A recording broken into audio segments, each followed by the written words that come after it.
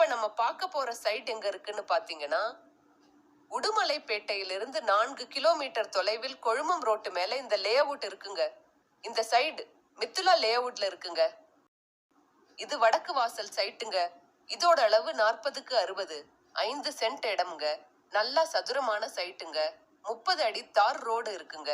இந்த லேஅவுட்ல நிறைய வீடுகள் இருக்குங்க. இது டிடிசிபி அப்ரூவ் சைட்டுங்க.